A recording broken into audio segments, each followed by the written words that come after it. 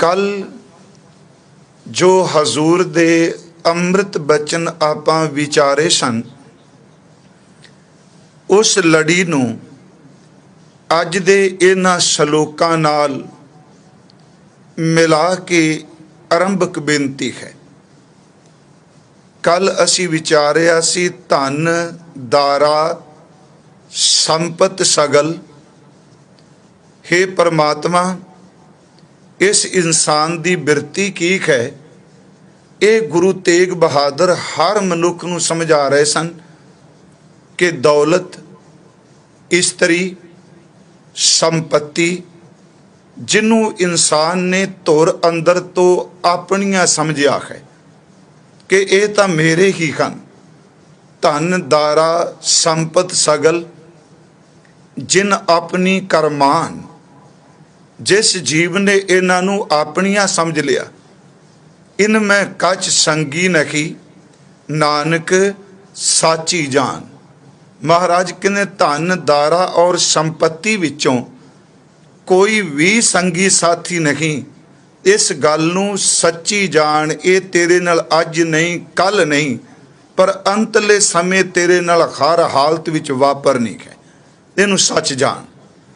उस तो अगे बचन सी पत तु उदाहरण, पापियां नूं पवित्र करन वाले, भै खरन डर दा खात्मा करन वाले, हर अनाथ के नाथ, जिस दा कोई भी नाथ नहीं उस दे मालिक ने, ते ओ मालिक साडे तो दूर नहीं।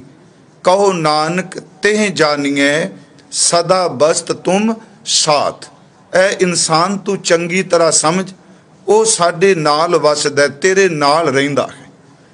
कल दास ने धन लफ्ज ते काफ़ी ज़्यादा टाइम लाया सी कथा विचार विच, खास करके पत तो उदाहरण भै करन, इन्हां ते वक्त थोड़ा आपां लाया, क्योंकि उसका एक कारण सी कि सतगुरु गुरु तेग बहादुर साहब जी दे जिहड़े ये अमृत शलोक ने, आप जी देखोगे इन्हां विच कुछ शलोक जिहड़े ने थोड़े जे अखरां दा फर्क पा के सतगुरु ने दोहराव पैदा किया है। जिवें इत्थे है कि पत तो उदाहरण भै करन, उत्थे अगे से पढ़ांगे भै नासन दुरमत हरन, जा भै काहू को देत न पैमानत आन। इस करके जेड़ा जेड़ा विशा आ रहा है, दास उस संबंधी आप जी की बख्शी हुई सोच अनुसार बेनती कर रहे हैं। तो एक अर्ज है कि आप जी अज शलोक 7वां और 8वें का पाठ सरवण किया है। इस तो अगलेरे शलोक जरूर 2 कल नूं पढ़ियो, तो चंगा होवे जदों आपां अर्थ कर रहे हैं अपने सामने ये शलोक साडे कोल होण, क्योंकि ज्यों ज्यों अखरां दे अर्थां दी समझ पैगी त्यों त्यों ये शब्द जदों बाणी विच फिर किते पाठ करदे आउणगे ते सानूं ये समझ पै जाएगी भी ये दे अर्थ कथा विच ये कीते गए सन। अज सतगुरां ने बख्शिश कीती। कल सी कि इंसान इस चीज़ नूं धन दारा संपत सगल जिन अपनी करमान, इनू अपनी समझी बैठा है। ते मैं फिर बेनती आपनू कीती सी भी जे ये इंसान सब कुछ छड्ड जाए, धन परिवार संपत्ति, ते फिर की ये किते हिंदुस्तान दी पुरानी ओ जिहड़ी एक फिरके दी ये रीत है कि सब कुछ मिथ्या, नूं त्याग दिओ, जंगल बार सब कुछ छड्ड दिओ, बस्तर तक उतार दिते। अज सतगुरु ने उस गल का फिर खुलासा किया, जिन अपनी करमान, जिस बंदे ने अपनी समझ लिया वो पछताएगा। तो फिर करे कि अज सतगुरु ने कहा तन धन, असी श्लोक दे अर्थ कर लगे हैं। तन मैं अर्थ किते ने शरीर, साडी देह। अगला शब्द है धन, धन का अर्थ दौलत। जिह जिस परमात्मा ने तो कहो दियो, जिस परमात्मा ने तेनू तन दिता, धन दिता, महाराज कहने ता सो नेहो नाकीन, ता सो दा अर्थ उस नाल, महाराज कहने नेह प्यार मोहब्बत, नाकीन तू नहीं कीता। इस दे अर्थ हो गए कि तन धन जिह तो कहो दियो, जिसने तेनू तन और धन दी दात दिती, ਤਾਂ ਸਿਓ ਨਿਖੋ ਨਾ ਕੀਨ। ਤੂੰ ਉਸ ਦੇਣ ਵਾਲੇ ਨਾਲ ਪਿਆਰ ਨਹੀਂ ਪਾਇਆ, ਉਸ ਦੇਣ ਵਾਲੇ ਨੂੰ ਮੁਹੱਬਤ ਨਹੀਂ ਕੀਤੀ, ਉਸ ਦੇਣ ਵਾਲੇ ਨਾਲ ਤੂੰ ਆਪਣਾ ਰਿਸ਼ਤਾ ਨਹੀਂ ਜੋੜਿਆ। ਕਿਉਂ? ਕਿਉਂਕਿ ਪਹਿਲੇ ਸ਼ਲੋਕ ਵਿੱਚ ਅਸੀਂ ਕੱਲ ਪੜ੍ਹ ਚੁੱਕਿਆ, ਧਨ ਦਾਰਾ ਸੰਪਤ ਸਗਲ ਜਿਨ ਆਪਣੀ ਕਰਮਾਨ। ਜਿਨਨੇ ਦਿੱਤਾ ਉਹਨੂੰ ਮੁਹੱਬਤ ਕਰਨ ਦੀ ਥਾਂ ਜਿਹੜੀ ਚੀਜ਼ ਮਿਲੀ ਸੂ ਤੂੰ ਉਹਦੇ ਨਾਲ ਪਿਆਰ ਪਾ ਲਿਆ। ਮਹਾਰਾਜ ਕਹਿ ਰਹੇ ਨੇ ਕਿ ਤਨ ਧਨ ਜੇ ਤੋ ਕੋ ਦਿਓ ਤਾਂ ਸਿਓ ਨਿਹੋ ਨਾ ਕੀਨ। ਤੂੰ ਉਸ ਨਾਲ ਪਿਆਰ ਨਹੀਂ ਕੀਤਾ। ਕਹੋ ਨਾਨਕ ਨਰ ਬਾਬਰੇ। ਕਹੋ ਨਾਨਕ। ਧੰਨ ਗੁਰੂ ਤੇਗ ਬਹਾਦਰ ਮਹਾਰਾਜ ਕਿਰਪਾ ਕਰ ਰਹੇ ਨੇ। ਨਰ ਦਾ ਅਰਥ ਹੈ ਇਨਸਾਨ, ਬਾਬਰੇ ਦਾ ਅਰਥ ਹੈ ਝੱਲਾ, ਕਮਲਾ, ਸ਼ੈਦਾਈ। ਕਹੋ ਨਾਨਕ ਨਰ ਬਾਬਰੇ ਅਬ ਕਿਉਂ ਡੋਲਤ ਦੀਨ। ਇੱਥੇ ਹੁਣ ਤੂੰ ਕਿਉਂ ਝੱਲਾ ਹੋ ਗਿਆ, ਹੁਣ ਤੂੰ ਕਿਉਂ ਡੋਲਣਾ ਪਿਆ। ਇੱਥੇ ਦੀਨ ਲਫ਼ਜ਼ ਦੇ ਅਰਥ ਆਪਾਂ ਕਰਾਂਗੇ ਆਤੁਰ, ਨਿਤਾਣਾ, ਜਿਸ ਕੋਲ ਤਾਕਤ ਕੋਈ ਨਹੀਂ। ਅੱਜ ਬੰਦਿਆ ਦੇਖ ਤੂੰ ਨਿਤਾਣਾ ਹੋ ਕੇ ਬਹਿ ਗਿਆ। ਧਨ ਤੇਰੇ ਕੋਲ, ਤਨ ਤੇਰੇ ਕੋਲ, ਘਰ ਤੇਰੇ ਕੋਲ, ਹਰ ਸੁੱਖ ਦਾ ਸਮਾਨ ਤੇਰੇ ਕੋਲ। ਸੱਚਮੁੱਚ ਅੱਜ ਉਸ ਪਰਮਾਤਮਾ ਦੀ ਖੇਡ ਨੇ ਤੈਨੂੰ ਨਿਤਾਣਾ, ਦੀਨ ਬਣਾ ਕੇ ਰੱਖ ਦਿੱਤਾ। ਗੁਰੂ ਤੇਗ ਬਹਾਦਰ ਸਾਹਿਬ ਕਹਿੰਦੇ ਜਿਹੜੀ ਇਹ ਦਾਤ ਉਸ ਪਰਮਾਤਮਾ ਨੇ ਤਨ ਧਨ ਦੀ ਦਿੱਤੀ, ਤੂੰ ਉਹਦੇ ਨਾਲ ਮੁਹੱਬਤ ਕਰਨ ਦੀ ਥਾਂ ਕੇਵਲ ਇਹਨਾਂ ਚੀਜ਼ਾਂ ਵਿੱਚ ਕੱਚਤ ਹੋ ਗਿਆ। ਅੱਜ ਇਹਨਾਂ ਨੇ ਤੈਨੂੰ ਆਤੁਰ ਕਰ ਦਿੱਤਾ, ਸਿਮਰਨ ਤੋਂ ਬਿਨਾਂ ਤੂੰ ਕਲਪਿਆ ਪਿਆ। ਮਹਾਰਾਜ ਕਹਿ ਰਹੇ ਨੇ ਤਨ ਧਨ ਜੇ ਤੋ ਕਉ ਦਿਓ ਤਾਂ ਸਿਓ ਨਿਹੋ ਨਾ ਕੀਨ। ਕਹੋ ਨਾਨਕ ਨਰ ਬਾਬਰੇ ਅਬ ਕਿਉਂ ਡੋਲਤ ਦੀਨ। ਫਿਰ ਇਸੇ ਹੀ ਸ਼ਲੋਕ ਨੂੰ ਅੱਗੇ ਗੁਰੂ ਜੀ ਨੇ ਅਗਲੇ ਸ਼ਲੋਕ ਵਿੱਚ ਕਿਰਪਾ ਕਰ ਦਿੱਤੀ। ਉਸ ਵਿੱਚ ਸ਼ਬਦ ਵਰਤਿਆ ਤਨ ਧਨ।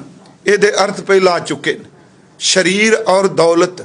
ਸੰਪੈ, ਸੰਪੈ ਦਾ ਅਰਥ ਹੈ ਵਿਭੂਤੀ, ਐਸ਼ਵਰਜ, ਪਦਾਰਥ, ਜਾਇਦਾਦ, ਭੋਏ ਭਾਂਡਾ, ਜ਼ਮੀਨ, ਪਦਾਰਥ, ਦੁਕਾਨਾਂ, ਫੈਕਟਰੀਆਂ, ਪਲਾਜੇ, ਮਕਾਨ, ਗੱਡੀਆਂ, ਕਾਰਾਂ, ਸਭ ਕੁਝ ਇਹਦੇ 'ਚ ਆ ਜਾਏਗਾ।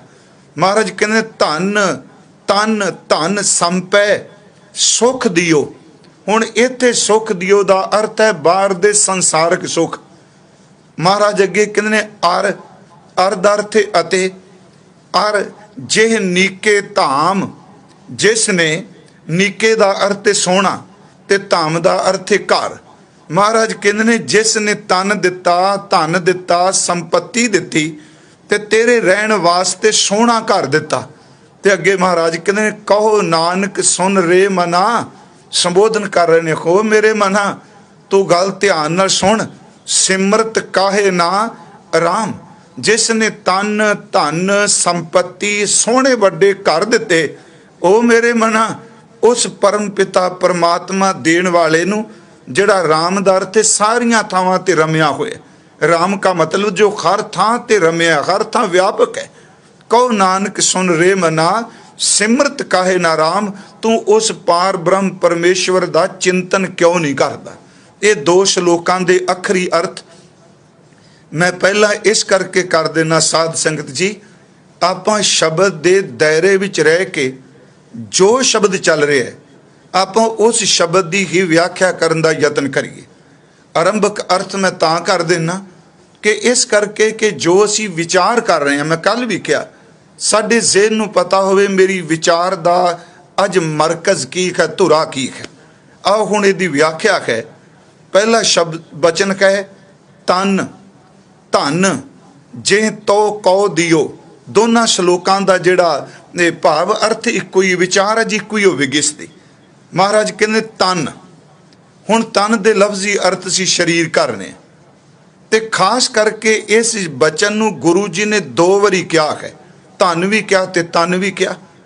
ਇਸ ਵਿੱਚ ਸਭ ਤੋਂ ਪਹਿਲੀ ਗੱਲ ਇਹ ਕਹੀ ਜੀ ਧਨ ਬਾਅਦ ਦੀ ਗੱਲ ਹੈ, ਸੰਪਤੀ ਬਾਅਦ ਦੀ ਗੱਲ ਹੈ, ਦੁਨੀਆ ਦੇ ਪਦਾਰਥ ਬਾਅਦ ਦੀ ਗੱਲ ਹੈ। ਸਭ ਤੋਂ ਪਹਿਲਾਂ ਤੂੰ ਪਰਮਾਤਮਾ ਦਾ ਸ਼ੁਕਰ ਕਰ ਜਿਸ ਪਰਿਪੂਰਨ ਪਰਮਾਤਮਾ ਨੇ ਤੈਨੂੰ ਤਨ ਦਿੱਤਾ ਹੈ। ਮੈਂ ਅਰਜ਼ ਕਰਾਂਗਾ ਥੋੜੇ ਜਿਹੇ ਦੇ ਅਰਥ ਕਿ ਤਨ ਦਾ ਲਫ਼ਜ਼ੀ ਅਰਥ ਮੈਂ ਸਰੀਰ ਕਰ ਦਿੱਤਾ ਹੈ, ਦੇਹ ਕਰ ਦਿਆਂਗਾ। ਉਂਝ ਵੈਸੇ ਜਿੰਨੀ ਕੁ ਸਤਿਗੁਰੂ ਨੇ ਸੋਝੀ ਬਖਸ਼ੀ, ਤਨ ਦੇ ਗੁਰੂ ਗ੍ਰੰਥ ਸਾਹਿਬ ਵਿੱਚ 3 ਅਰਥ ਵੇਖਣ ਨੂੰ ਮਿਲੇ ਨੇ। ਮੈਂ ਸੋਝੀ ਕਿਹਾ ਜਿੰਨੀ ਬਖਸ਼ੀ, ਦਾਵਾ ਨਹੀਂ ਉਸ ਅਰਥ 'ਚ। ਪਹਿਲਾ ਤਾਂ ਤਨ ਦਾ ਅਰਥ ਹੈ ਜੀ ਸਰੀਰ। ਜਿਵੇਂ ਅਸੀਂ ਤਨ ਮਨ ਧਨ ਸਭ ਸੌਂਪ ਗੁਰ ਕੋ, ਇੱਥੇ ਵੀ ਸ਼ਬਦ ਤਨ ਪੜ੍ਹੇ। ਦੂਸਰਾ ਗੁਰੂ ਗ੍ਰੰਥ ਸਾਹਿਬ ਜੀ ਦੇ ਅੰਦਰ ਤਨ ਦਾ ਅਰਥ ਹੈ ਬੇਟਾ, ਪੁੱਤਰ, ਔਲਾਦ। ਬਾਣੀ 'ਚ ਇੱਕ ਸ਼ਬਦ ਹੁੰਦਾ, ਕੁੰਮੀ ਜਲ ਮੈਂ ਤਨ ਤਿਸ ਬਾਹਰ ਪੰਖ ਖੀਰ ਤਿਨ ਨਾਖੀ। ਭਗਤ ਧੰਨਾ ਜੀ ਮਹਾਰਾਜ, ਉੱਥੇ ਤਨ ਦਾ ਅਰਥ ਹੈ ਜੀ ਸੰਤਾਨ ਕਹਿ ਲੋ, ਔਲਾਦ ਕਹਿ ਲੋ, ਬੱਚਾ ਕਹਿ ਲੋ। ਪਹਿਲੇ ਤਨ ਦਾ ਅਰਥ ਬਾਣੀ 'ਚ ਤਨ ਅਰਥ ਆਇਆ ਸਰੀਰ ਲਈ, ਦੂਸਰਾ ਤਨ ਦਾ ਅਰਥ ਆਇਆ ਔਲਾਦ, ਤੇ ਤੀਸਰਾ ਤਨ ਦਾ ਅਰਥ ਹੈ ਸੰਗ, ਨਾਲ। ਘਰ ਕੀ ਨਾਰ ਉਰੈ ਤਨ ਲਾਗੀ। ਫਿਰ ਬੇਨਤੀ ਸੁਣਿਓ, ਉਰੈ ਤਨ ਲਾਗੀ, ਇੱਥੇ ਤਨ ਦਾ ਅਰਥ ਵਿਦਵਾਨਾਂ ਨੇ, ਭਾਈ ਸਾਹਿਬ ਭਾਈ ਕਾਨ ਸਿੰਘ ਨਾਭਾ ਹੁਣਾਂ ਨੇ ਇਹਦੇ ਅਰਥ ਸਾਥ ਕੀਤੇ ਨੇ, ਨਾਲ ਕੀਤੇ ਨੇ, ਜਿਹੜੀ ਉਰ ਨਾਲ ਗਲੇ ਨਾਲ ਲੱਗੀ ਹੈ। ਧਨ ਕੀ ਨਾ ਘਰ ਕੀ ਨਾਰ ਉਰੈ ਤਨ ਲਾਗੀ, ਮਰਜ਼ ਕੀਤੀ। ਹੁਣ ਲਫ਼ਜ਼ ਹੈ ਜੀ ਤਨ, ਸਰੀਰ ਪਰਮਾਤਮਾ ਨੇ ਦਿੱਤਾ। ਅੱਜ ਮੈਂ ਸਿਰਫ ਖਾਸ ਕਰਕੇ ਰੱਬ ਦੀ ਦਿੱਤੀ ਹੋਈ ਇਹ ਦਾਤ, ਜਿਸ ਦਾ ਜ਼ਿਕਰ ਗੁਰੂ ਤੇਗ ਬਹਾਦਰ ਸਾਹਿਬ ਕਰ ਰਿਹਾ, ਵੀ ਇਹ ਬੜੀ ਵੱਡੀ ਬਖਸ਼ਿਸ਼ ਕੀਤੀ। ਪਰਮਾਤਮਾ ਨੇ ਤੈਨੂੰ ਤਨ ਦਿੱਤਾ।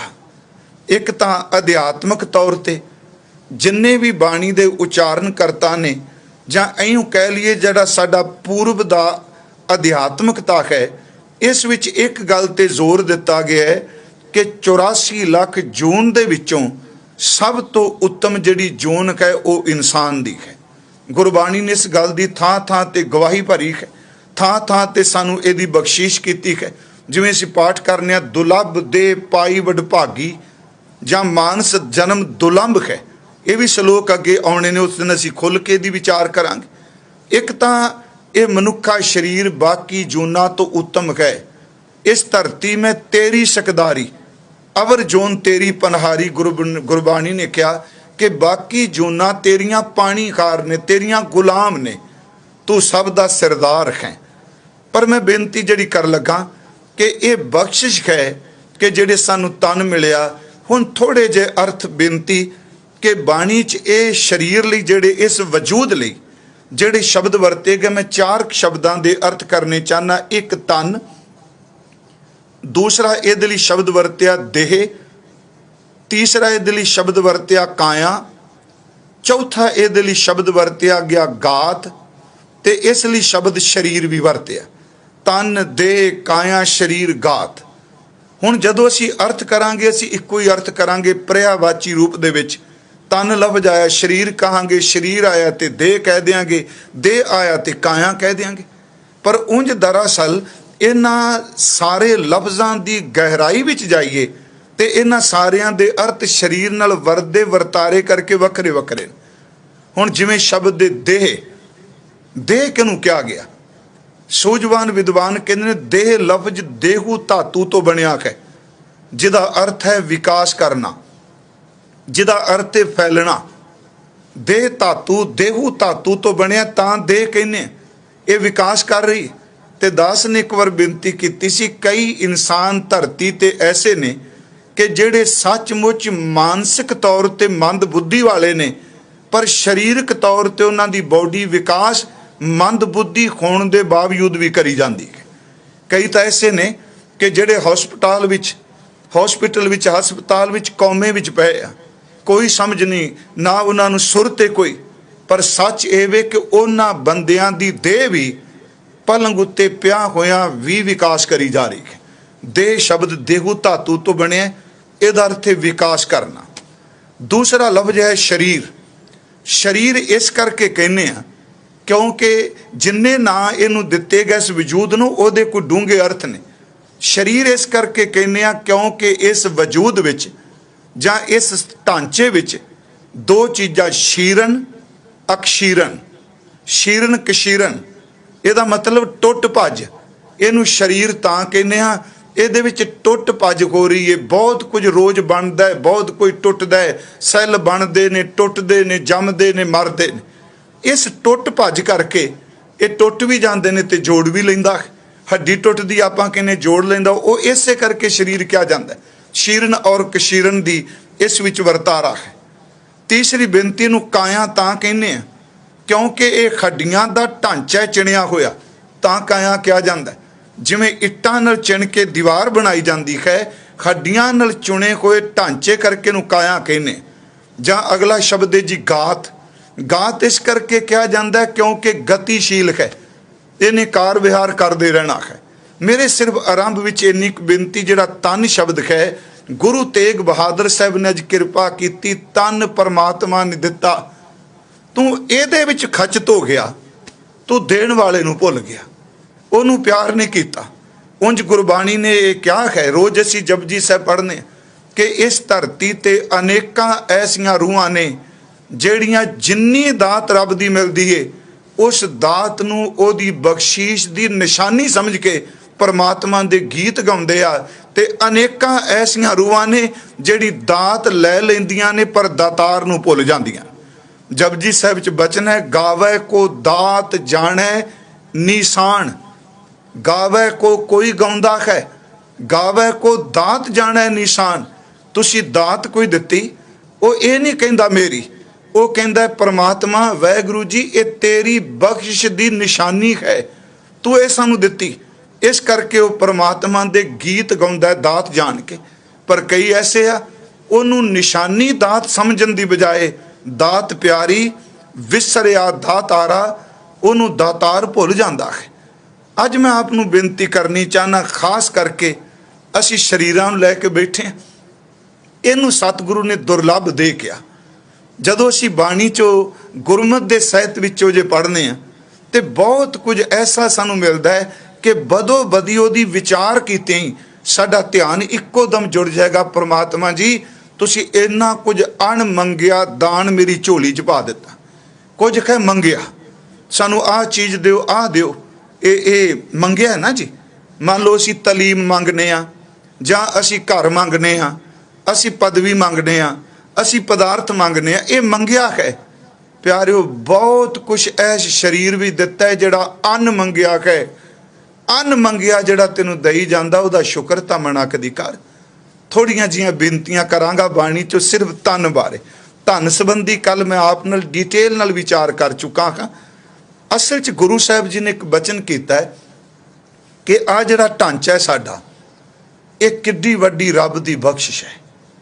ਮੈਂ ਬੇਨਤੀ ਕਰਾਂ, ਗੁਰੂ ਗ੍ਰੰਥ ਸਾਹਿਬ ਜੀ ਨੇ ਕਿਹਾ ਹੈ ਕਿ ਪਰਮਾਤਮਾ ਨੇ ਜਿਹੜੀ ਇਸ ਸ੍ਰਿਸ਼ਟੀ ਦੀ ਆ ਤਸਵੀਰ ਬਣਾਈ ਨਾ, ਸੱਚਮੁੱਚ ਨੇ ਬਹੁਤ ਕਮਾਲ ਦੀ ਤਸਵੀਰ ਬਣਾਈ ਸੀ, ਜਿਹਨੂੰ ਅੱਜ ਅਸੀਂ ਸਾਰੇ ਕਹੀ ਜਾਂਦੇ ਹਾਂ ਕਿ ਹਰ ਕੋਈ ਕਹੀ ਜਾ ਰਿਹਾ ਸੀ ਕੁਦਰਤ ਨਾਲ ਆਹ ਛੇੜਖਾਨੀ ਨਹੀਂ ਕਿਧਰ ਕੀਤੀ, ਕੁਦਰਤ ਨਾਲ ਇਹ ਕੀਤੀ। ਉੱਥੇ ਫਿਰ ਗੁਰੂ ਗ੍ਰੰਥ ਸਾਹਿਬ 'ਚ ਮੈਨੂੰ ਇੱਕ ਬਚਨ ਚੇਤੇ ਆਉਂਦਾ, ਚੱਚਾ ਰਤ 'ਚ ਚਿੱਤਰ ਕੈ ਭਾਰੀ। ਪਰਮਾਤਮਾ ਵਰਗਾ ਮੂਰਤੀ ਵਾਹਿਗੁਰੂ ਚਿੱਤਰਕਾਰ ਕੌਣ ਹੈ? ਉਸ ਚਿੱਤਰਕਾਰ ਨੇ, ਕਬੀਰ ਜੀ ਕਹਿੰਦੇ ਨੇ, ਬਹੁਤ ਕਮਾਲ ਦੀ ਆ ਸੰਸਾਰ ਤਸਵੀਰ ਬਣਾਈ। ਪਰ ਬੰਦਿਆ ਤੂੰ ਕੀ ਕੀਤਾ? ਚੱਚਾ ਰਚ ਚਿੱਤਰ ਹੈ ਭਾਰੀ, ਤਦ ਚਿੱਤਰੈ ਚੇਤੋ ਚਿਤਕਾਰੀ। ਤੂੰ ਤਸਵੀਰ ਨੂੰ ਵੇਖਦਿਆਂ ਵੇਖਦਿਆਂ ਉਹਨੂੰ ਭੁੱਲ ਗਿਆ ਜਿਹਨੇ ਤਸਵੀਰ ਬਣਾਈ ਸੀ। ਜਦੋਂ ਵੇਖੋ ਕੋਈ ਸਿਆਣਾ ਬੰਦਾ, ਕਿਤੇ ਪ੍ਰਦਰਸ਼ਨੀ ਲੱਗੀ ਹੋਵੇ, ਪੇਂਟਿੰਗਸ ਹੋਣ, ਚਿੱਤਰਕਾਰ ਕਿਸੇ ਨੇ ਬਣਾਈਆਂ ਹੋਣ, ਰੰਗ ਭਰੇ ਹੋਣ, ਤੇ ਅਸੀਂ ਉਹਨਾਂ ਸਾਰੀਆਂ ਪੇਂਟਿੰਗਸ ਨੂੰ ਦੇਖਨੇ ਆ, ਉਹਦੇ ਚਿੱਤਰਾਂ ਨੂੰ ਦੇਖਨੇ ਖਾਂ। ਪਰ ਜਦੋਂ ਦੇਖਨੇ ਆ ਤੇ ਕਈ ਵਾਰੀ ਉਹ ਇੰਨੀ ਚੰਗੀ ਹੁੰਦੀ ਏ ਉਹ ਸਿਨਰੀ ਜਾਂ ਉਹ ਚਿੱਤਰਕਾਰੀ, ਤੇ ਅਸੀਂ ਇੱਕੋ ਦਮ ਪੁੱਛਣ ਦਾ ਯਤਨ ਕਰਨੇ ਆ ਵੀ ਇਸ ਬੰਦੇ ਦਾ ਨਾਂ ਕੀ ਹੈ। ਇੱਥੇ ਕੋਈ ਦਿੱਤਾ ਨਹੀਂ ਉਹਨੇ, ਉਹ ਕੌਣ ਹੈ ਜਿਹਨੇ ਇਹ ਤਸਵੀਰ ਬਣਾਈ? ਕਮਾਲ ਕਰ ਦਿੱਤੀ। ਇਸ ਬੰਦੇ ਦਾ ਕੋਈ ਐਡਰੈਸ, ਕੋਈ ਪਤਾ ਹੈ? ਕਬੀਰ ਸਾਹਿਬ ਜੀ ਕਹਿੰਦੇ ਆ, ਬੰਦਿਆ ਬੰਦੇ ਦੀ ਬਣਾਈ ਹੋਈ ਮੂਰਤੀ ਵੇਖ ਕੇ ਤੂੰ ਇੰਨਾ ਪ੍ਰਭਾਵਿਤ ਹੁੰਨਾ, ਤੂੰ ਮੂਰਤੀ ਬਣਾਉਣ ਵਾਲੇ ਦਾ ਘਰ ਦਾ ਪਤਾ ਲੱਭਣਾ। ਕਦੀ ਇਸ ਸਰੀਰ ਦੀ ਮੂਰਤੀ ਵੱਲ ਝਾਤੀ ਮਾਰ, ਸ੍ਰਿਸ਼ਟੀ ਦੀ ਇਸ ਮੂਰਤ ਵੱਲ ਝਾਤੀ ਮਾਰ, ਕਦੀ ਉਹਦਾ ਵੀ ਐਡਰੈਸ ਪਤਾ ਪੁੱਛ ਲੈ ਜਿਹਨੇ ਸਾਰੀ ਕਾਇਨਾਤ ਦੀ ਮੂਰਤ ਬਣਾਈ ਹੈ। ਜੋ ਇਦੋਂ ਵੱਡਾ ਚਿੱਤਰਕਾਰ ਕੌਣ ਹੈ? ਚੱਚਾ ਰਚਤ ਚਿੱਤਰ ਹੈ ਭਾਰੀ, ਤਜ ਚਿੱਤਰੈ ਚੇਤੋ ਚਿਤਕਾਰੀ। ਚਿੱਤਰ ਬਚਿੱਤਰ ਇਹ ਅਵਚੇਰਾ। ਵਾਹ ਸ਼ਬਦ ਸੁਣੋ, ਚਿੱਤਰ ਬਚਿੱਤਰ ਇਹ ਅਵਚੇਰਾ। ਤੂੰ ਇਸ ਤਸਵੀਰ ਦੇ ਵਿੱਚ ਹੀ ਲੜੀ ਜਾ ਰਿਹਾ ਹੈ, ਝਗੜੀ ਜਾ ਰਿਹਾ ਹੈ। ਉਹਦੀ ਬਣਾਈ ਹੋਈ ਏਡੀ ਸੋਹਣੀ ਮੂਰਤ ਤੂੰ ਇਹ ਖੂਨ ਦੇ ਛੱਟੇ ਦੇ ਤੇ ਸੱਟੀ ਜਾ ਰਿਹਾ ਹੈ। ਚਿੱਤਰ ਬਚਿੱਤਰ ਇਹ ਅਵਚੇਰਾ, ਤਜ ਚਿੱਤਰੈ ਚਿੱਤ ਰਾਖ ਚ ਤੇਰਾ। ਇਸ ਤਸਵੀਰ ਤੋਂ ਉੱਪਰ ਉੱਠ, ਹੈ ਬੜੀ ਸੋਹਣੀ ਮੂਰਤ, ਪਰ ਇਸ ਮੂਰਤ ਨੂੰ ਬਣਾਉਣ ਵਾਲੇ ਦਾ ਕਿਤੇ ਐਡਰੈਸ ਪੁੱਛ ਲੈ ਨਾ, ਉਹ ਕਿੱਥੇ ਰਹਿੰਦਾ ਹੈ। ਅੱਜ ਮੈਂ ਸਿਰਫ ਬੇਨਤੀ ਕਰ ਲੱਗਾ, कि देखो आ जिहड़ा शरीर है, महाराज ने कहा तन धन जे तो कौ दियो, क्योंकि आपां विषय तो दूर नहीं जाना। जां अगे क्या तन धन संपै सुख दियो अरजै नीके धाम, क्योंकि विचार का विषय एक है। अज हजूर ने सब तो पहला तन की गल करा। गुरबाणी मुताबक कई बारी मेरे मन च आउंदा है, असीं सड़क ते लंघने आ ते सच्ची मुच्ची हिंदुस्तान की खूबसूरती, इहदियां सड़कां दे किनारे झोंपड़ियां विच बैठण वाले भी रब ने चित्रकार पैदा कीते। कोई मिट्टी की मूर्ति बना रहा है, कोई पत्थर नूं तराश के मूर्ति बना रहा है, कोई कागज़ नूं गाल के मूर्ति बना रहा है, कोई लकड़ नूं तराश के मूर्ति बना रहा है। याद रखियो, इस दुनिया विच पत्थर तराश के मूर्तियां बनाने वाले मिलणगे, मिट्टी नूं गो के मिट्टी की मूर्ति बनाने वाले मिलणगे, लकड़ की मूर्ति बनाने वाले मिलणगे, इत्थों तक कि कागज़ की मूर्ति बनाने वाले मिलणगे।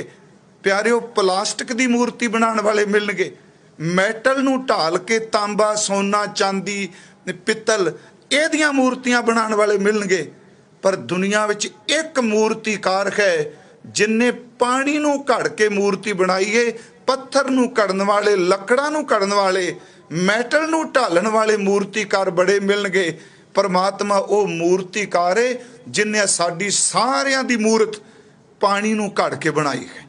गुरु ग्रंथ साहिब विच एक बचन हुंदा है, इस पानी ते जिंतू घड़िया।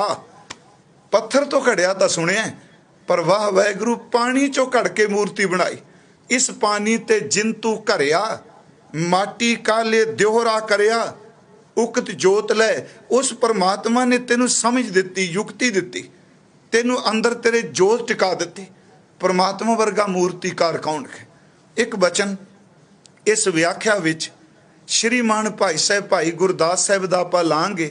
मेरा ख्याल है उस पौड़ी राही इस श्लोक की व्याख्या बड़ी सौखी समझ पै जाएगी। तन धन संपत जो परमात्मा ने दिता।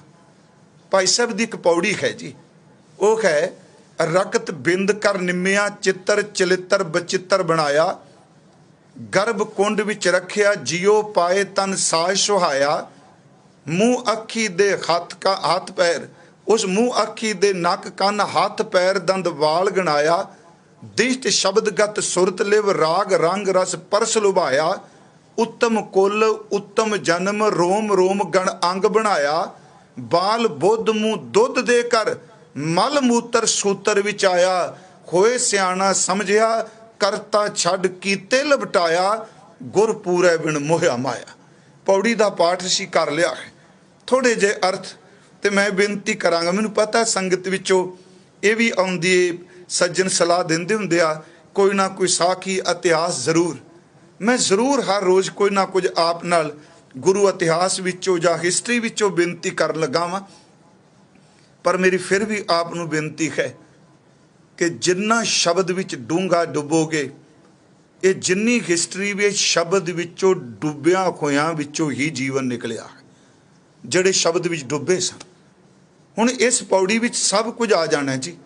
भाई साहब कहंदे आ रकत बिंद कर निम्मिया, ये दो शब्द ने। रकत दा अर्थ खून, बिंद दा अर्थ पिता दा वीरज, जिन्हों बाबा जी ने पानी कहा। ये लफ्ज नूं झिझकना नहीं कहन लग्या।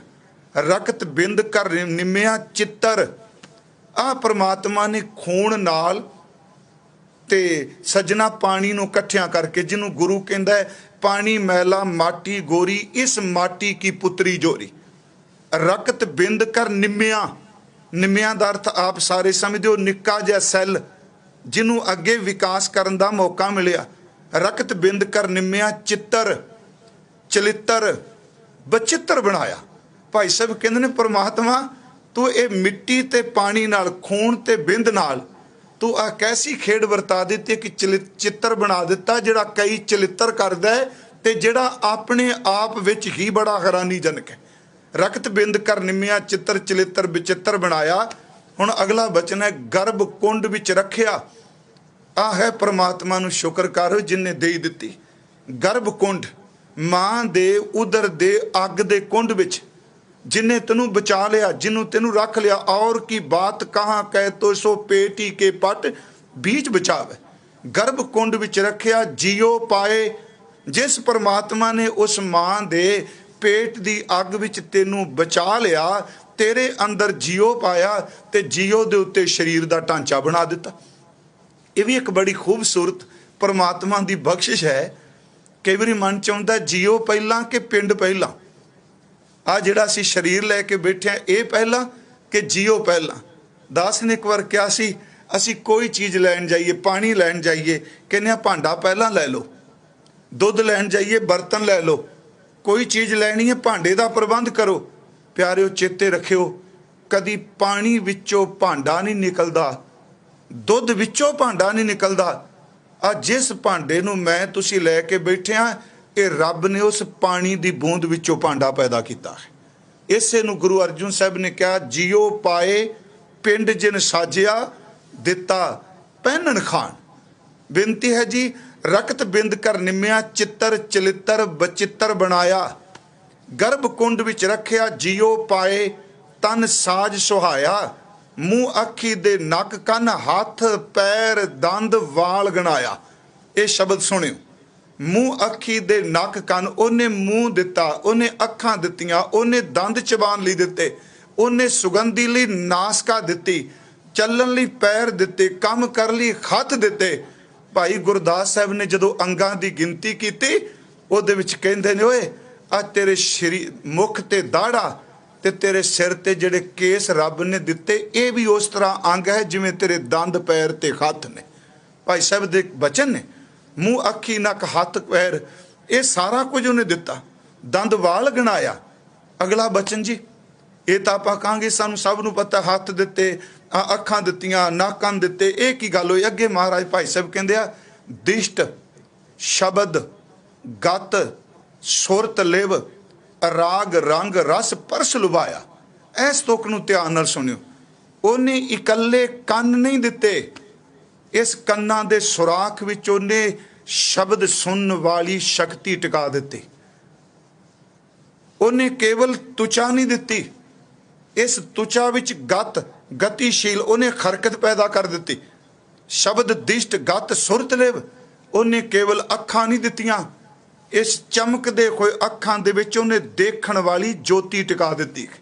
महाराज कहंदे शब्द दिष्ट गत सुरत लिव, तेनू ओ सुरत दिती, तेनू लिव दिती। दिष्ट शब्द गत सुरत लिव राग रंग, ओ तेनू सुन वास्ते कन दिते राग सुन लई, तेनू जेबा दिती रस चखण दे लई, तेनू सुगंधी लई नासका दिती। दिष्ट शब्द गत सिरत सुरत लिव राग रंग रस परस लुभाया, तुचा ताकत दिती स्पर्शता दी। प्यारिओ किड्डी वड्डी रब दी दात है। मैं कई बारी सोचना, मैनू याद है गुरपुर वासी डॉक्टर जसवंत सिंह जी नेकी, उन्होंने मैं अक्सर कोट करना हुन्ना क्योंकि उन्हों दी लेखनी विच दम है। उन्होंने एक बार देही दे कंसैप्ट विच, देही दे विषय ते एक आर्टिकल लिखिया सी। मैनू उहदे विच तीन कि जिहड़ियां गल्लां ने मैं सिर्फ आप नाल साझियां कर ली भी आपां रब दी दिते कोई तन दी कोई कीमत मोड़ सकने।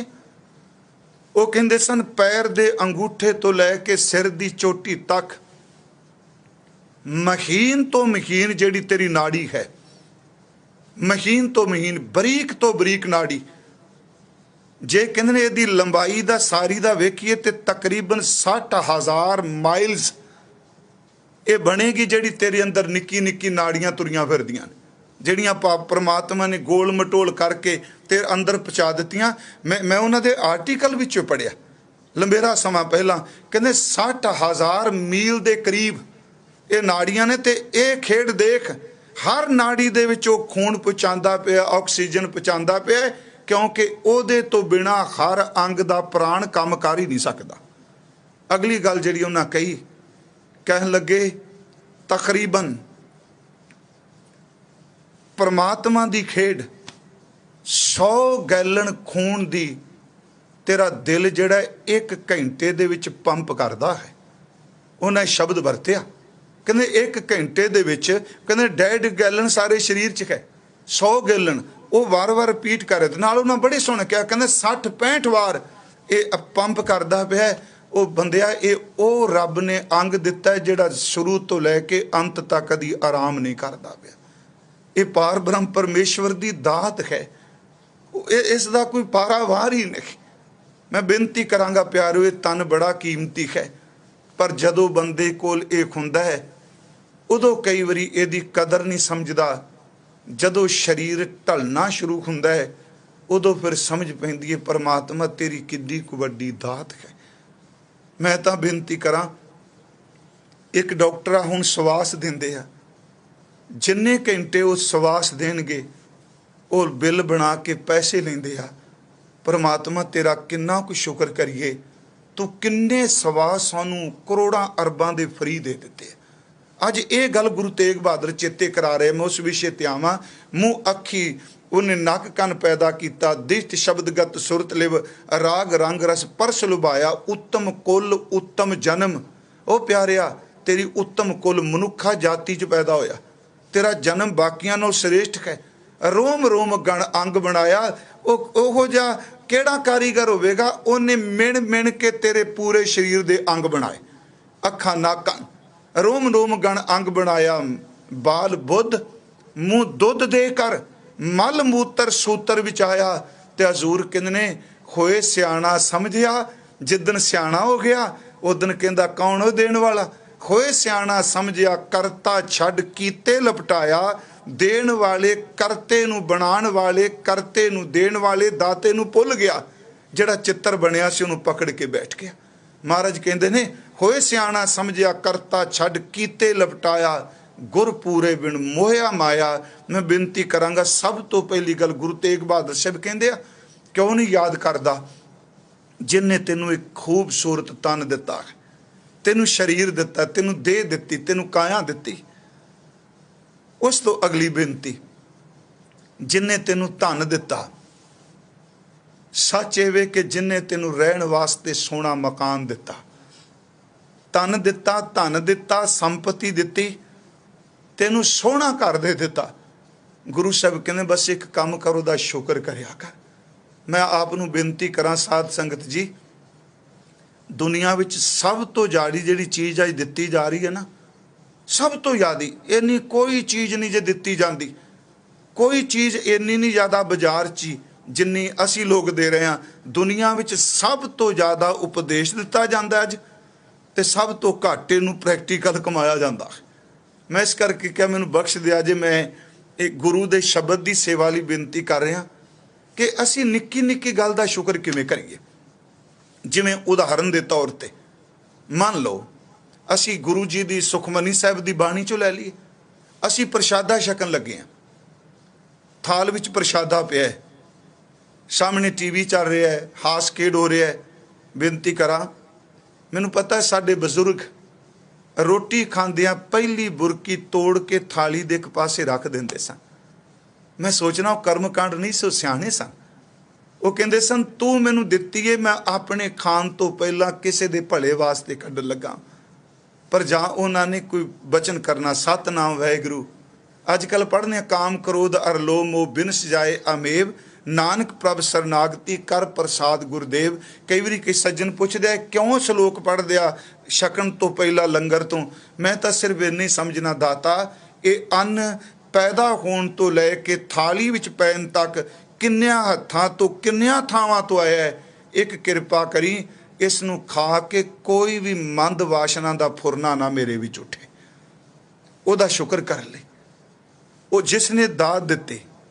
ਜੇ ਅਸੀਂ ਸੁਖਮਨੀ ਸਾਹਿਬ ਪੜ੍ਹੀਏ ਬੜਾ ਸੋਹਣਾ ਸ਼ੁਕਰ ਹੋ ਜਾਂਦਾ। ਜੇ ਪ੍ਰਸਾਦ ਛੱਤੀ ਅੰਮ੍ਰਿਤ ਖਾਹੇ, ਤਿਸ ਠਾकुर को रख मन माहे। जे प्रसाद बसै सुख मंदर, तिसै ध्याए सदा मन अंदर। जे प्रसाद सुगंधत तं लावैं, तिसको सिमरत परमगत पावैं। जे प्रसाद आभूखन पहरीजै, मन ते सिमरत क्यों आरस कीजै। कमाल कर दित्ती। जे रोटी खान लगे तां चेते कर, जे गहने पान लगे तां चेते कर, जे सच एवे घर च सौन लगे तां चेते कर, जे तू अतर फलेल लान लगदा सुगंधी लान लगे तां चेते कर। गुरु जी कहते शीशे अगे खलोता है, जे प्रसाद तेरा सुंदर रूप, सो प्रभ सिमरो सदा अनूप।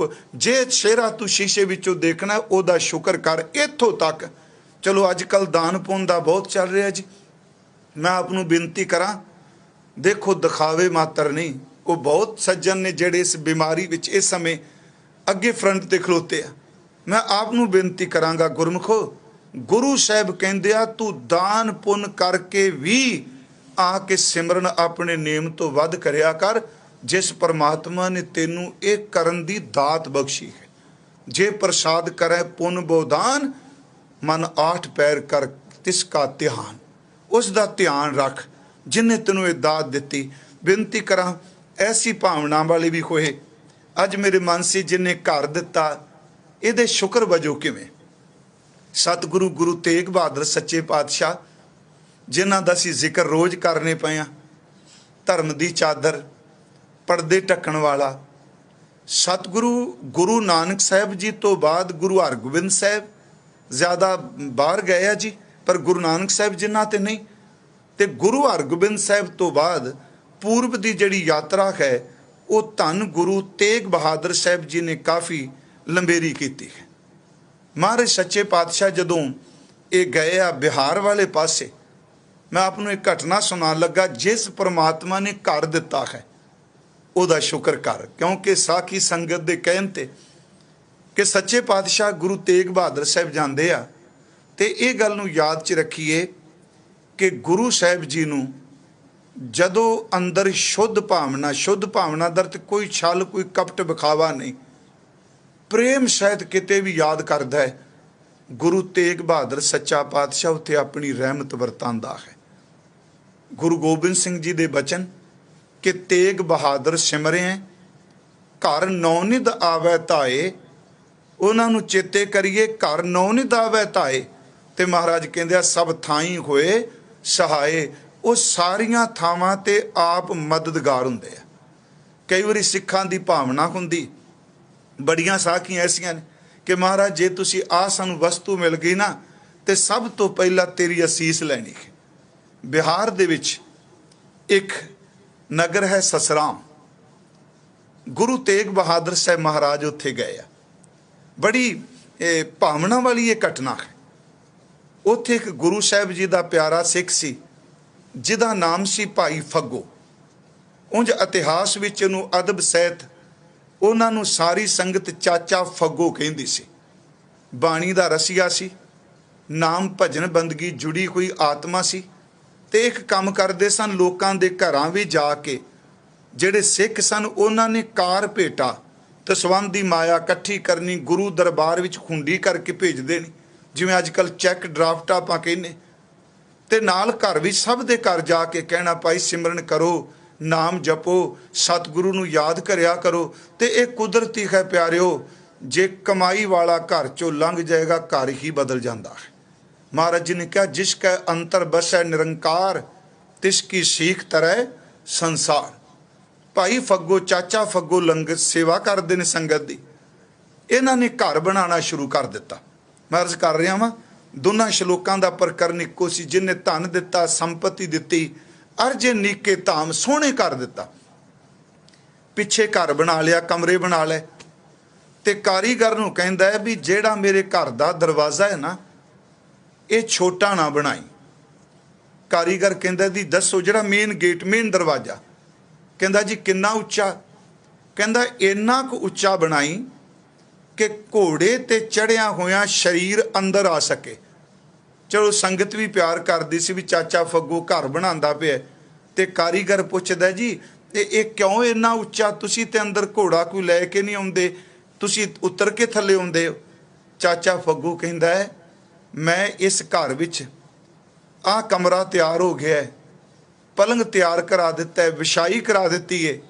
ਮੈਂ ਰੋਜ਼ ਇਹਦੇ ਕੋਲ ਬੈਠ ਕੇ ਗੁਰੂ ਕੀ ਬਾਣੀ ਪੜਾਂਗਾ, ਪਰ ਮੈਂ ਇਸ ਵਸੇਬੇ ਨੂੰ ਤਾਂ ਇਸ ਘਰ 'ਚ ਵਸੇਬਾ ਕਰਾਂਗਾ ਜਦੋਂ ਮੇਰਾ ਗੁਰੂ ਤੇਗ ਬਹਾਦਰ ਆਏਗਾ। ਤੇ ਜਦੋਂ ਸਤਿਗੁਰੂ ਗੁਰੂ ਤੇਗ ਬਹਾਦਰ ਆਉਣ ਤੇ ਉਹਨਾਂ ਨੂੰ ਘੋੜੇ ਤੋਂ ਉਤਰਨਾ ਨਾ ਪਵੇ, ਉਹ ਘੋੜੇ ਤੇ ਅਸਵਾਰ ਹੋਏ ਹੀ ਇਸ ਦਰਵਾਜ਼ੇ ਵਿੱਚੋਂ ਲੰਘ ਕੇ ਅੰਦਰ ਆ ਜਾਣ। ਸੁਣਨ ਵਾਲਿਆਂ ਕਿਆ ਪਤਾ ਨਹੀਂ ਇਹ ਬਾਬਾ ਇਹ ਚਾਚਾ ਫੱਗੂ ਇਹ ਗੱਲਾਂ ਕੀ ਕਰਦਾ ਪਿਆ। ਕਿੱਥੇ ਪੰਜਾਬ ਦੀ ਧਰਤੀ ਅੱਜ ਵੇਲੇ ਸਾਧਨ ਨਹੀਂ ਸਨ।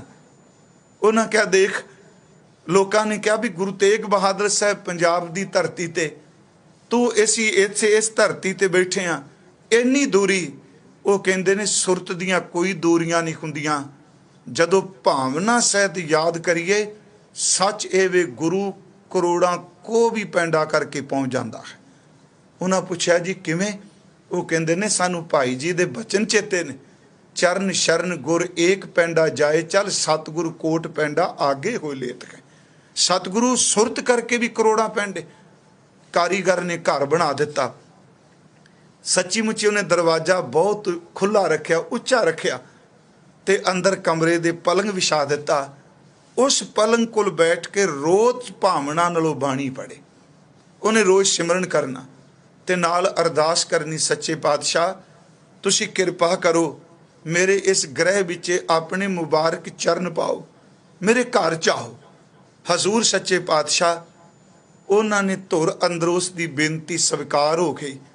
ਮਹਾਰਾਜ ਜਦੋਂ ਕਾਸ਼ੀ ਪਹੁੰਚੇ ਗੁਰੂ ਤੇਗ ਬਹਾਦਰ ਸੱਚੇ ਪਾਤਸ਼ਾਹ, ਉਸ ਤੋਂ ਅੱਗੇ ਫਿਰ ਸਸਰਾਮ ਨੂੰ ਗਏ ਆ।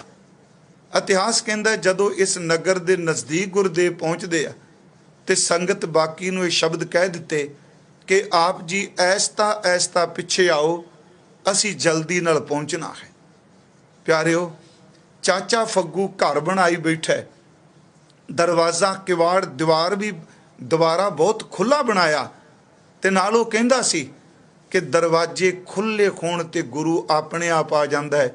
ਮੈਂ ਕਹਿੰਦਾ ਉਹਦੇ ਇਹ ਬਾਹਰਮੁਖੀ ਘਰ ਦੇ ਅਰਥ ਵੀ ਅੰਦਰੂਨੀ ਨੇ ਬਹੁਤ। ਇਹ ਵੀ ਮੈਂ ਅੱਗੇ ਬੇਨਤੀ ਕਰਨਾ। ਮਹਾਰਾਜ ਗੁਰੂ ਤੇਗ ਬਹਾਦਰ ਸੱਚੇ ਪਾਤਸ਼ਾਹ ਆਪ ਅਸਵਾਰ ਹੋ ਕੇ ਘੋੜੇ ਤੇ ਪਿਆਰਿਓ ਸਸਰਾਮ ਜਾ ਪਹੁੰਚੇ ਆ। ਲੰਘਦੇ ਹੋਏ ਭਾਈ ਫੱਗੂ ਆਪਣੇ ਘਰ 'ਚ ਹੈ, ਉਸੇ ਘਰ 'ਚ ਬੈਠਾ ਹੈ। ਮਹਾਰਾਜ ਆਉਣਗੇ, ਸੱਚੇ ਪਾਤਸ਼ਾਹ ਗੁਰੂ ਤੇਗ ਬਹਾਦਰ ਘੋੜੇ ਤੇ ਅਸਵਾਰ ਹੋਏ। ਇਤਿਹਾਸ ਤਾਂ ਕਹਿੰਦਾ ਮਹਾਰਾਜ ਜੀ ਦੇ ਗਾਤਰੇ ਕਿਰਪਾਨ ਹੈ, ਪੱਥਾ ਤੀਰਾਂ ਦਾ ਹੈ, ਮਹਾਰਾਜ ਜੀ ਦੇ ਮੋਢੇ ਕਮਾਨ ਹੈ, ਜਿਹੜੀ ਇਤਿਹਾਸ ਨੇ ਮਹਾਰਾਜ ਜੀ ਦਾ ਉਸ ਵਕਤ ਦਾ ਸਵਰੂਪ ਦੱਸਿਆ। ਮਹਾਰਾਜ ਘੋੜੇ ਦੇ ਸਮੇਤ, ਦਰਵਾਜ਼ਾ ਖੁੱਲਾ ਸੀ, ਉਹਨੇ ਬੂਹਾ ਵੀ ਕਦੀ ਨਹੀਂ ਬੰਦ ਕੀਤਾ। ਉਹ ਕਹਿੰਦਾ ਬੂਹਾ ਨਾ ਬੰਦ ਕਰਿਓ, ਸੱਚ ਜੇ ਗੁਰਮੁਖੋ ਜਿਹਦੇ ਹਿਰਦੇ ਦੇ ਦਰਵਾਜ਼ੇ ਲੋਕਾਂ ਦੇ ਸੌੜੇ ਪੈ ਜਾਣ ਤੇ ਗੁਰੂ ਨੇ ਆਉਣਾ ਕਿੱਥੇ ਹੈ। ਅੰਦਰ ਦਾ ਦਰਵਾਜ਼ਾ ਖੋਲ ਦਿੱਤਾ ਉਹਨੇ, ਇਹਦੇ ਅੰਤਰੀ ਅਰਥ ਵੀ ਨੇ। ਮਹਾਰਾਜ ਘੋੜੇ ਤੇ ਚੜੇ ਹੋਏ ਉਸ ਦੇ ਗ੍ਰਹਿ ਦੇ ਵਿੱਚ ਪ੍ਰਵੇਸ਼ ਕਰਦੇ ਆ। ਉਹ ਬੈਠਾ ਦੇਖਦੇ ਨੇ। ਮਹਾਰਾਜ ਗੁਰੂ ਤੇਗ ਬਹਾਦਰ ਸੱਚੇ ਪਾਤਸ਼ਾਹ ਦਾ ਮੁਖ ਤੇਜ ਪ੍ਰਤਾਪ ਥੋੜਾ ਜਿਹਾ ਸੋਚੀ ਪੈ ਗਿਆ। ਭਾਈ ਫੱਗੂ ਨੇ ਪਹਿਲਾਂ ਦਰਸ਼ਨ ਨਹੀਂ ਕੀਤੇ, ਅੱਗੇ ਵਧਿਆ ਤੇ ਮਹਾਰਾਜ ਸੱਚੇ ਪਾਤਸ਼ਾਹ ਜੀ ਨੇ ਘੋੜੇ ਤੇ ਚੜ੍ਹਦੇ ਹੀ ਕਿਹਾ, ਬੈਠਿਆ ਹੋਇਆ ਕਿਹਾ, ਕਹਿਣ ਲੱਗੇ ਭਾਈ ਫੱਗੂ, ਕਹਿੰਦਾ ਜੀ ਦੱਸੋ।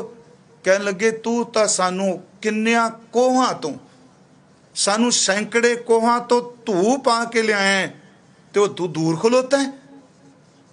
ਅੰਦਰੋਂ ਆਵਾਜ਼ ਆਈ ਗੁਰੂ ਤੇਗ ਬਹਾਦਰ ਸੱਚਾ ਪਾਤਸ਼ਾਹ ਕਹਿਣ ਲੱਗੇ ਤੂੰ ਦਰਵਾਜ਼ਾ ਵੱਡਾ ਬਣਾਇਆ, ਅੰਦਰ ਪਲੰਗ ਡਾਇਆ, ਅਸੀਂ ਤੇਰੀ ਭਾਵਨਾ ਨੂੰ ਪੂਰੀ ਕਰਨ ਆਏ ਹਾਂ। ਪਿਆਰਿਓ, ਚਾਚਾ ਫੱਗੂ ਦੌੜ ਕੇ ਗੁਰੂ ਤੇਗ ਬਹਾਦਰ ਜੀ ਦੇ ਚਰਨਾਂ ਤੇ ਮੱਥਾ ਟੇਕਿਆ। ਹਜ਼ੂਰ ਦੇ ਚਰਨ ਰਕਾਬ ਸਨ, ਮੱਥਾ ਟੇਕਿਆ। ਮਹਾਰਾਜ ਥੱਲੇ ਉਤਰੇ, ਅੰਦਰ ਲੈ ਗਿਆ, ਬੋਲ ਨਹੀਂ ਸੀ ਕੁਛ ਰਿਹਾ। ਮੈਂ ਸਿਰਫ ਆਪ ਨੂੰ ਇਸ ਕਰਕੇ ਥੋੜੀ ਜੀ ਉਦਾਹਰਨ, ਚਲੋ ਇਤਿਹਾਸ ਵਿੱਚੋਂ ਵੀ ਸੰਗਤ ਦੀ ਭਾਵਨਾ ਬਣੇ, ਮੈਂ ਬੇਨਤੀ ਕਰਾਂਗਾ ਗੁਰਮੁਖੋ, ਸੱਚ ਇਹ ਵੇ ਦੁਨੀਆ ਦੀਆਂ ਤਾਕਤਾਂ ਜਿਉਂਦਿਆਂ ਦਾ ਸਾਥ ਦਿੰਦੀਆਂ ਨੇ। ਮੇਰਾ ਗੁਰੂ ਨਾਨਕ ਸਾਹਿਬ ਐਸਾ ਹੈ, ਜਦੋਂ ਸਰੀਰ ਵੀ ਸਾਥ ਛੱਡ ਜਾਏ ਉੱਥੇ ਵੀ ਸਾਥ ਦਿੰਦਾ ਹੈ। ਮਹਾਰਾਜ ਲਈ ਉਹਨੇ ਪਲੰਗ ਵਿਛਾ ਦਿੱਤਾ, ਸਤਿਗੁਰੂ ਉੱਤੇ ਬੈਠ ਗਏ। ਜਦੋਂ ਹਜ਼ੂਰ ਨੇ ਜੋੜਾ ਲਾਇਆ, ਇਤਿਹਾਸ ਕਹਿੰਦਾ ਉਹਨੇ ਸਤਿਗੁਰੂ ਦਾ ਜੋੜਾ ਆਪਣੀਆਂ ਅੱਖਾਂ ਤੇ ਲਾਇਆ, ਆਪਣੇ ਨੇਤਰਾਂ ਦੇ ਨੀਰ ਨਾਲ ਹਜ਼ੂਰ ਦੇ ਜੋੜੇ ਨੂੰ ਜਿਵੇਂ ਧੋ ਦਿੱਤਾ। ਉਨੀ ਦੇਰ ਨੂੰ ਸੰਗਤ ਆ ਗਈ, ਪਿੱਛੋਂ ਸਿੱਖ ਵੀ ਆ ਪਹੁੰਚੇ। ਮਹਾਰਾਜ ਜੀ ਨੇ ਕੋਲ ਬੈਠਿਆਂ ਕਿਹਾ, ਫੱਗੂ ਤੂੰ ਆਪਣੇ ਘਰ ਦਾ ਦਰਵਾਜ਼ਾ ਵੱਡਾ ਰੱਖਿਆ, ਇਹੀ ਭਾਵਨਾ, ਤੂੰ ਸਾਡੀ ਸਿੱਖੀ ਦਾ ਥੰਬ ਹੈ।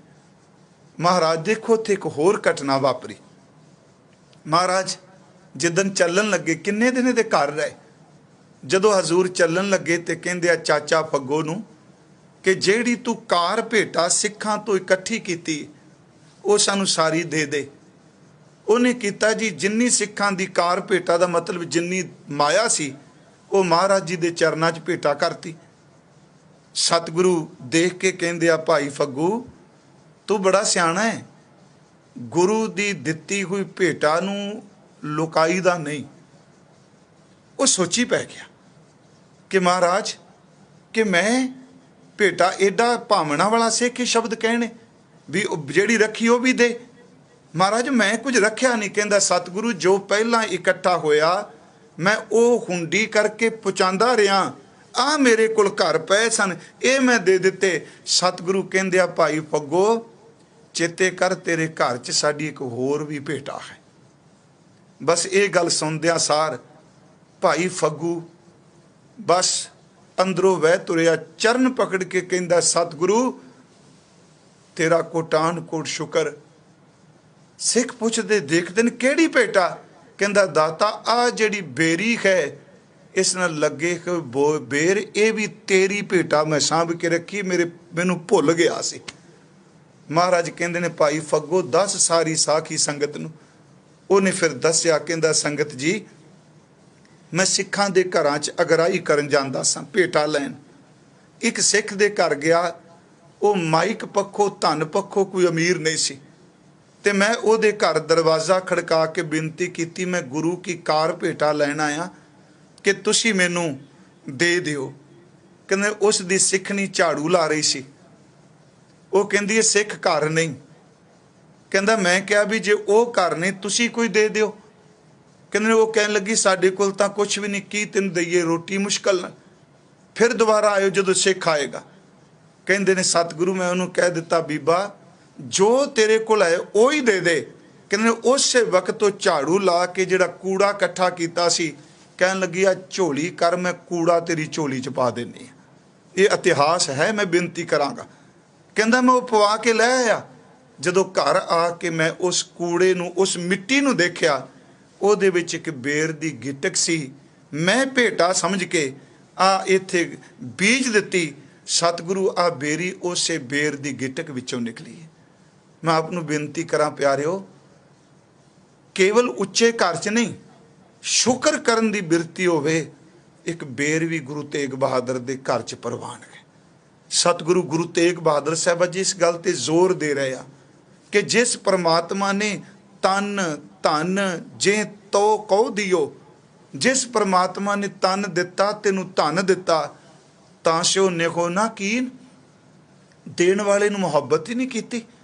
ਮਹਾਰਾਜ ਕਹਿੰਦੇ ਆ ਕਹੋ ਨਾਨਕ ਨਰ ਬਾਵਰੇ ਉਹ ਝੱਲੇ ਬੰਦਿਆ, ਅਬ ਕਿਉਂ ਡੋਲਤ ਦੀਨ। ਮੈਂ ਦੀਨ ਦੇ ਅਰਥ ਕੀਤੇ ਆ, ਦੀਨ ਦਾ ਅਰਥ ਗਰੀਬ ਵੀ ਹੈ, ਦੀਨ ਦਾ ਅਰਥ ਧਰਮ ਵੀ ਹੈ। ਇੱਥੇ ਦੀਨ ਦਾ ਅਰਥ ਆਤੁਰ ਨਿਤਾਣਾ ਹੋ ਜਾਣਾ। ਕਹਿੰਦੇ ਉਹਨੂੰ ਤੂੰ ਮੁਹੱਬਤ ਨਹੀਂ ਕੀਤੀ, ਜਿਹਨੂੰ ਤੂੰ ਮੁਹੱਬਤ ਕਰਦਾ ਰਿਹਾ ਤਨ ਨੂੰ ਧਨ ਨੂੰ ਸੰਪਤੀ ਨੂੰ, ਉਹ ਹੁਣ ਜਾਂਦੀ ਦਿਸਦੀ ਪਈ ਹੈ। ਜੇ ਸਿਮਰਨ ਕੀਤਾ ਹੁੰਦਾ ਤੂੰ ਅੱਜ ਆਤੁਰ ਨਾ ਹੁੰਦਾ, ਜੇ ਸਿਮਰਨ ਕੀਤਾ ਹੁੰਦਾ ਅੱਜ ਤੂੰ ਨਿਤਾਣਾ ਨਾ ਹੁੰਦਾ। ਜੇ ਸਿਮਰਨ ਕਰੇ ਤੇ ਤੇਰਾ ਅੰਦਰ ਡੋਲੇ ਨਾ। ਹੁਣ ਤੂੰ ਕਿਉਂ ਡੋਲ ਰਿਹਾ ਹੈ, ਕਿਉਂ ਆਤੁਰ ਹੋਇਆ ਹੈ? ਉਸ ਪਰਮਾਤਮਾ ਨੇ ਜਿਹਨੂੰ ਤੈਨੂੰ ਇਹ ਦਾਤਾਂ ਦਿੱਤੀਆਂ।